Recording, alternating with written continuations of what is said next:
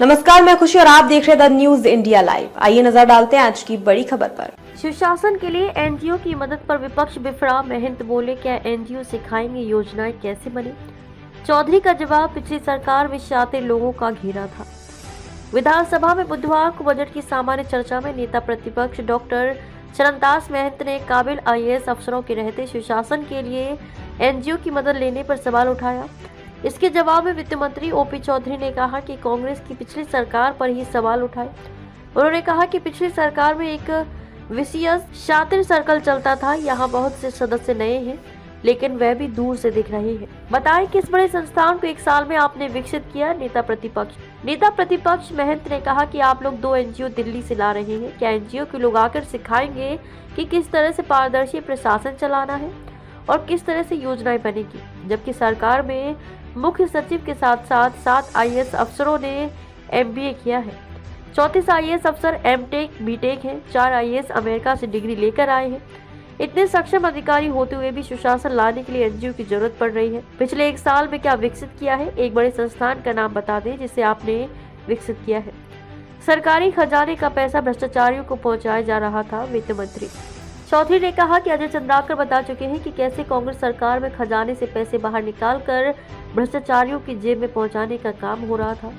इस दौरान धर्मजीत सिंह ने कहा कि जेब में पहुंचाने का नहीं, वह सीधे सरकार के खजाने से लूटते थे।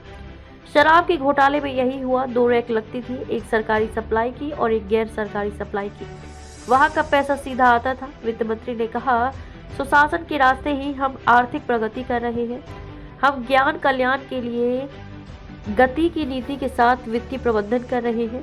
पिछली बार भी टैक्स में बढ़ोतरी नहीं की। इस बार हमने पेट्रोल 1 रुपये घटा दिया है। रजिस्ट्री में स्टाम्प ड्यूटी पर लगने वाले 12% सेस को समाप्त किया है। इसके बाद भी 2024-25 में पंजीयन की आय 19% बढ़ी है। यदि परिवहन की आय 17% बढ़ती है तो जीएसटी में हम देश के बेस्ट परफॉर्मिंग स्टेट में होंगे। चौधरी ने कहा कि पूर्व मुख्यमंत्री शेयर मार्केट पर कह रहे थे कि देश के 93 लाख करोड़ रुपए डूब गए। पूर्व सीएम को शेयर मार्केट पर खुली चर्चा की चुनौती देता हूं। किसानों को एक मुश्त 12,000 करोड़ का भुगतान किया। वित्त मंत्री चौधरी ने कहा कि दोनों सरकार की तुलना की जहां तक बात है, कांग्रेस सरकार में वे कहां 5,000 करोड़ और 5,500 करोड़ का भुगतान 4 किस्तों में करते थे। हमारी सरकार ने 13,320 करोड़ और 12,000 करोड़ रुपए का भुगतान एक किस्त में किया है। 1.25 साल में हमारी सरकार ने किसानों को कुल 1 लाख करोड़ रुपए से अधिक का भुगतान किया है। इसके बाद भी वे किसानों की मसीहा बनने की कोशिश करते हैं। अब तक के लिए बस इतना ही। फिर होगी आपसे मुलाकात ऐसी एक और खबर के साथ। अब तक के लिए नमस्कार और देखते रहिए द न्यूज इंडिया लाइव। ऐसे ही लेटेस्ट अपडेट्स के लिए हमारे चैनल को सब्सक्राइब करें। तुरंत नोटिफिकेशन पाने के लिए बेल आइकन प्रेस करना ना भूलें। यदि आप हमें फेसबुक या इंस्टाग्राम के माध्यम से देख रहे हैं तो हमारे पेज को फॉलो जरूर करें। धन्यवाद।